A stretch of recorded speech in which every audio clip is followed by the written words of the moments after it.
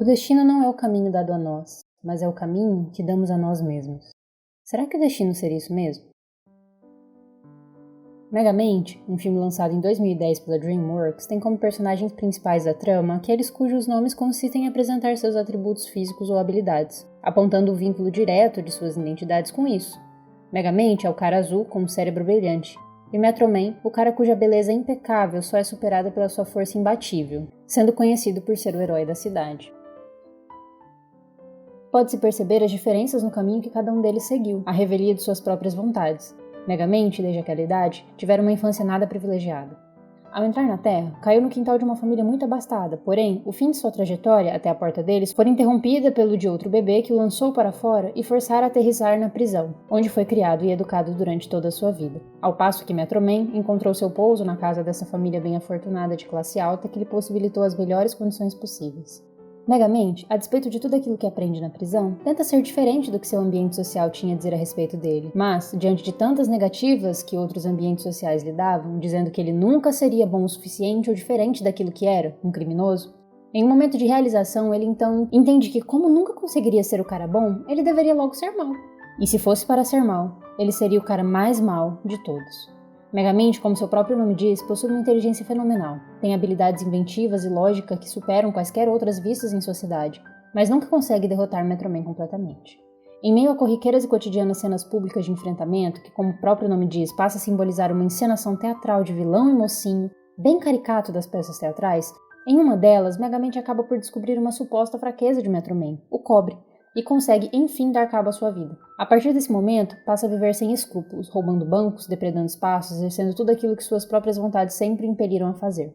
Mas após concluir tudo isso, ao final da tarde daquele mesmo dia, passa por uma crise existencial ao olhar um pássaro de plástico que, por devido ao seu mecanismo, nunca para de bicar a água do pote, e através deste, contempla o seu próprio vazio, sentindo-se sem propósito ou significado, dizendo: "Eu te entendo, passarinho, sempre com sede." Megamente não entende por que se sente vazio, mas logo conclui que é por conta do fato de que ele conseguiu o que sempre desejava. Ou seja, se o objeto do desejo foi alcançado, o que resta para desejar? Como na teoria freudiana sobre as pulsões, o desejo nunca cessa. Nenhum objeto é capaz de satisfazer plenamente nossas pulsões. É por isso que continuamos sempre buscando. Buscando algo que nos preencha, que nos satisfaça. Se o desejo cessa, não há outro diagnóstico que não a morte. Só nela encontramos a satisfação plena dos desejos, ou o fim deles. No caso do filme, Megamente conseguiu aquilo que queria. Não desejava nada mais do que derrotar o herói, logo, conclui que deveria criar um novo, pois, segundo ele, seriam das lutas que sentia falta. O filme então dá sequência com a criação de um novo herói chamado Titã, seu apogeu e sua queda, envolvida por uma narrativa permeada de insights, epifanias e romance, que encerra mostrando enfaticamente que seu destino é você quem faz. Os dois personagens principais da trama trazem claramente a ideia de que nossa identidade muitas vezes é ditada pela forma como os outros nos percebem, pelas nossas habilidades e características físicas. Megamente não tem um nome como eu e você temos. Sua identidade é o seu cérebro, assim como Metro Man.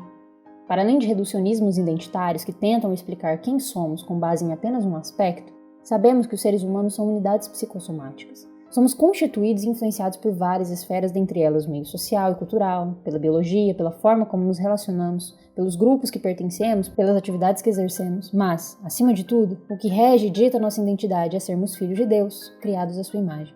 Para além de afetos, isto é, do que sentimos, do que achamos que somos, para além das circunstâncias que estamos inseridos, para além da família que temos e dos amigos que nos rodeiam, nossa identidade se encontra firmada em Cristo. E é para ela que nos voltamos quando queremos entender quem somos e para que servimos. Seu Deus, Criador e Redentor, diz que você é seu Filho irrepreensível, irmão santificado de Jesus, um dos seus herdeiros, precioso e amado por ele, criado à sua imagem, como belamente resume Ed Shaw em seu livro. Não só nesse filme, mas em diversos outros, o amor sempre parece ter um caráter redentivo. Com base no livro de Mike Cosper, nós contamos histórias tendo por base a história que Cristo contou para e sobre nós. Em Megamente, a personagem principal feminina chamada de Rosane desempenha um papel redentivo na trama. Rosane, no filme, representa o ponto de mudança, de epifania, de redenção do comportamento e da identidade de Megamente. Ele, sob a pele de um outro personagem, tem seu encontro genuíno com ela, que representa o amor, a consideração incondicional que não julga pelas aparências. Megamente passa então a mudar suas atitudes. Devolve os quadros roubados ao museu, passa a se preocupar com o bem-estar da cidade. Começa a se cuidar mais e passa inclusive a repensar sua identidade, dizendo que talvez ele não quisesse mais ser o cara mau. O amor nos transforma. ele nos muda e restaura sua imagem em nós. Megamente é o único dos personagens centrais que encontra o amor, e a diferença fica evidente quando se comparada aos outros personagens. Após Titã recusar sua identidade heróica por ter tido suas expectativas amorosas rejeitadas, sucumbe aos caminhos trágicos do mal, o poder lhe sobe a cabeça. No resto da trama, Megamente então deixa sua identidade de vilão, derrota Titã, salva a cidade e passa agora a ser aquilo que ele sempre teria tentado ser, o cara do bem, recebendo as atenções positivas que tanto almejara desde a sua infância. A frase final do filme, como as fábulas infantis, traz a moral de que o seu destino seria aquilo que você faz da sua vida, e não as circunstâncias em que vive. Sendo assim, não importa se você nasceu com superpoderes em uma família abastada, ou se logrou capacidades ao longo da vida. Se você não trabalhar para atingir o seu objetivo e não se encontrar de forma redentiva com o amor que redime o caráter humano, suas circunstâncias não ditarão o seu sucesso. Para além desse reducionismo meritocrático, sabemos que as coisas não são bem assim. A revelia de teorias liberais que legam ao mérito pessoal a capacidade de tudo alcançar se você só se esforçar, e de teorias sociais que preconizam ser o seu destino fruto do seu meio e daquilo que você tem acesso, sabemos que nosso destino é divinamente guiado. Sabemos quem somos em Cristo, e por mais que não vejamos o futuro, Ele nos guia, dia a dia, até o centro da sua vontade. E é justamente por isso que não pensamos ser nossos esforços os únicos capazes de nos fazer sermos bem-sucedidos. Se Cristo não agir poderosamente em nossas vidas, poderemos passar a vida toda tentando ser algo e não conseguiremos.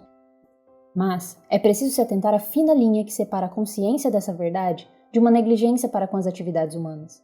Não somos meritocratas, mas também não acreditamos que nossos esforços não desempenham nenhum papel em nossas vidas. Como eu disse antes, diversos fatores influenciam nossa identidade, mas não são exclusivamente determinantes sobre ela. Cristo as usa para realizar a sua vontade em nós. Logo, enquanto filhos e criaturas de Cristo, dependemos dele, mas temos responsabilidade pelas nossas ações e pelas nossas negligências. Temos a responsabilidade de estudarmos, de buscarmos conhecimento, de cuidar das pessoas ao nosso redor, de nos arrumarmos para aquela entrevista de emprego, de nos prepararmos para aquele concurso ou para aquela prova, mas nos posicionando de forma equilibrada a não imaginar que somente isso nos fará alcançar o nosso objetivo. Nossos objetivos e metas de vida são sujeitos à vontade de Deus. Muito além do que destinos ou méritos, é o querer de Deus, e como cristãos sabemos que essa vontade é boa, perfeita e agradável. Em suma, nós, como criaturas, possuímos o controle de nossas vidas como responsáveis por nossas ações e escolhas. Mas mais do que isso, Deus possui o controle do universo, e não há uma folha de árvore que caia sem sua permissão. Isso te assusta? Mais do que acreditar em destino, devemos acreditar em Deus, e em seu plano perfeito e milimetricamente ajustado. Uma confiança ativa que age, não a confiança que megamente tem de que você se define e faz acontecer, mas a confiança de que Deus te define e Ele faz acontecer aquilo que lhe apraz. Concluo afirmando que os caminhos do Senhor são perfeitos. Crê em Deus, crê em Cristo, confie nele, que o mais o fará. Essa frase não é atestado de riquezas terrenas, mas de virtudes e santificação até o céu.